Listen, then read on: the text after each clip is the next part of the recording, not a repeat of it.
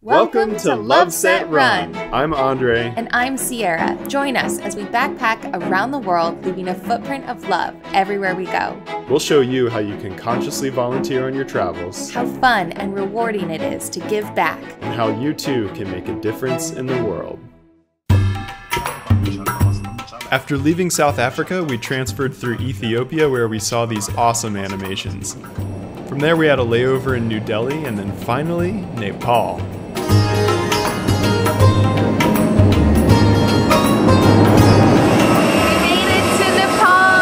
No matter how tired I am after traveling for over a day, as soon as we get to our destination, I'm just full of energy. From the airport, we took a taxi to the popular tourist area known as Tamil to meet our homestay family for the next 2 nights. Oh my god, no one's got it. From the time we left South Africa to landing here was almost 26 hours of travel. I even helped prepare these interesting vegetables for dinner and instantly felt like a local. Do you have a word for cheers? Just cheers. Okay. Our host Bimal introduced us to Nepali moonshine called Laksi. That's good. Yeah. This is a traditional Nepali meal called a thali set, a combination of rice, some kind of curry, and a vegetable side.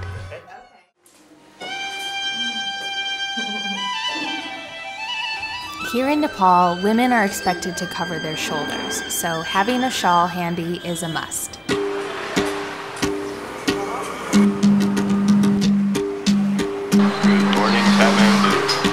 Kathmandu is a crazy, hectic city teeming with life and buzzing with energy, and we did our best just to soak it all in. Shortly into our morning, a man led us off the streets of Tamil and into his art school where we were presented with some beautiful mandalas that we never would have found otherwise. Each one of these is hand-painted and depicts a different Buddhist teaching. It was impossible to choose a favorite. Later in the day, we met up with Chij, a longtime friend of my mom who's helping us coordinate our volunteer work here in Nepal. I'll never forget, one of my first animation teachers told me, if you want to be an animator, you need to have the patience it would take to cut an entire lawn with a pair of scissors. And it got me thinking, this guy would be a great animator.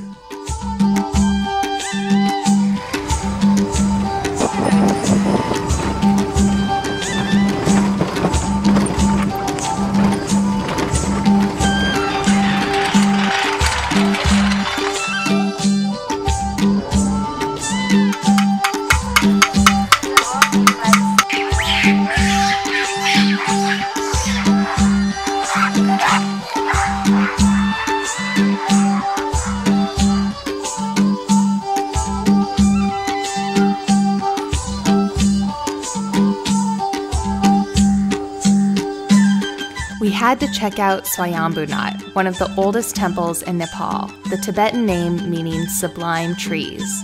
Unfortunately, it was partially devastated in the 2015 earthquake, but it's slowly being restored. There's an incredible view of the city from up here. Locals and local monkeys abound throughout this sacred site.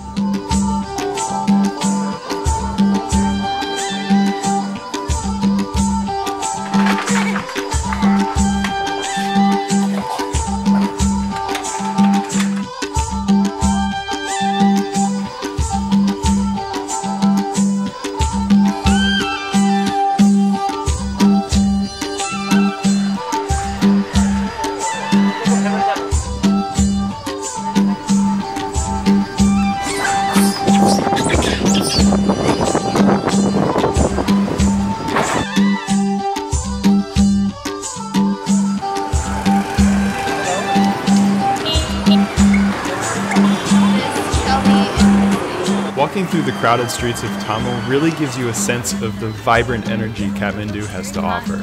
Open-air shops, henna artists, street vendors, and the constant blare of horns give this part of the city its distinct charm.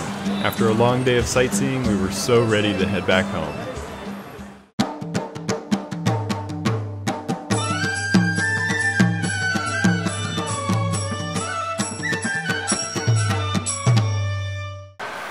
We're back in Kathmandu! We had the fortune of meeting up with a renowned filmmaker named Ganesh Pandey. I saw Ganesh's documentary about the 2015 earthquake that devastated Nepal, which followed the story of these two wonderful young people, Rishi and Priya, and how they both narrowly survived, yet both lost their legs in the catastrophe. I was captivated by their stories, and now we're trying to help find them better prosthetics.